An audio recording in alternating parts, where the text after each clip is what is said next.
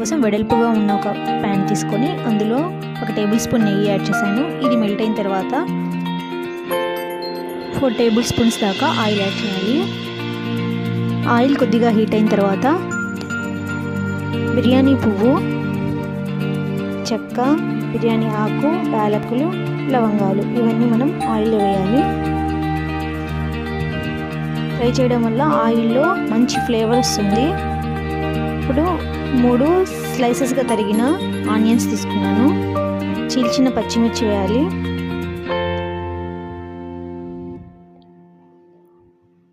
తర్వాత కొద్దిగా salt add చేద్దాం. తొందరగా ఆనియన్స్ ఫ్రై అవుతాయి.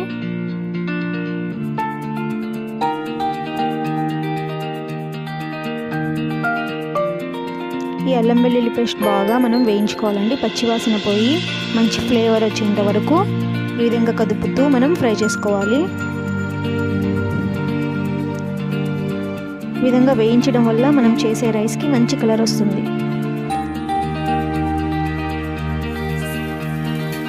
అల్లం వెల్లుల్లి పేస్ట్ బాగా ఫ్రై అయింది. 3 టమాటోస్ చాప్ చేసినవి తీసుకున్నాను. ఇవి ఇందులో మిక్స్ చేసుకుంటూ ఈ విధంగా ఫ్రై చేసుకోవాలి.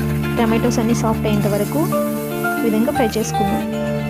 టమాటోస్ సాఫ్ట్ అయ్యాయండి. ఇప్పుడు ముందుగా క్లీన్ చేసుకున్న చికెన్ తీసుకొని ఇందులో వేద్దాం. చికెన్ మిక్స్ చేసుకోవాలి. ఇప్పుడు 1 కప్పు పెరుగు తీసుకొని ఇందులో యాడ్ చేయాలి. నెక్స్ట్ 3 టేబుల్ స్పూన్స్ కారం యాడ్ చేద్దాం.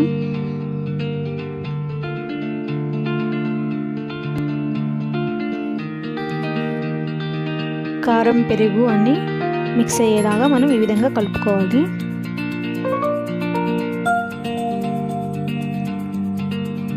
మనం వేసిన మసాలాలన్నీ చికెన్కి పట్టే విధంగా ఇప్పుడు కొద్దిగా సాల్ట్ యాడ్ చేస్తున్నాను. చికెన్ని కవర్ చేసి కుక్ చేసుకుందాం.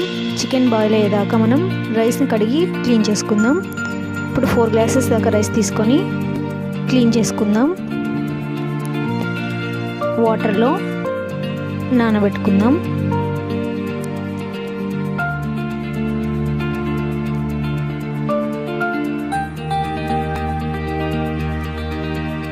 ఇప్పుడు చికెన్లోంచి ఆయిల్ సపరేట్ అయింది కదండి. ఇప్పుడు ఒకసారి ఈ విధంగా మిక్స్ చేస్తాం. ఇప్పుడు ఇందులో క్లీన్ చేసి ఉంచుకున్న కొత్తిమీర, పుదీనాని యాడ్ చేద్దాం. ఇందులో వాటర్ యాడ్ చేయాలి. 4 గ్లాసెస్ రైస్కి 8 గ్లాసెస్ వాటర్ దీనికి తగినంత సాల్ట్ యాడ్ చేశాను. ఇప్పుడు కవర్ చేసి వాటర్ బాయిల్ అయ్యేంత వరకు కుక్ చేసుకుందాం.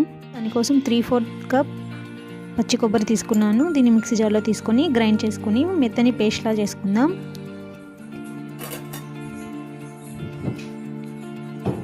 చూడండి వాటర్ బాయిల్ అయింది కదా. ఇందులో కొబ్బరి పేస్ట్ యాడ్ చేయాలి. ఇప్పుడు మనం ముందుగా నానబెట్టుకున్న రైస్లోంచి వాటర్ అంతా వంపేసి ఇందులోకి యాడ్ చేయాలి. ఇప్పుడు ఒకసారి మిక్స్ చేసుకొని కవర్ చేసి మీడియం ఫ్లేమ్లో రైస్ అంతా బాయిల్ అయ్యేంత వరకు మనం కుక్ చేసుకోవాలి. చేసుకున్న రైస్ని చూద్దాం. చూడండి ఎంతో కలర్ఫుల్గా ఉంది కదండి. ఇది పర్ఫెక్ట్గా బాయిల్ అయింది.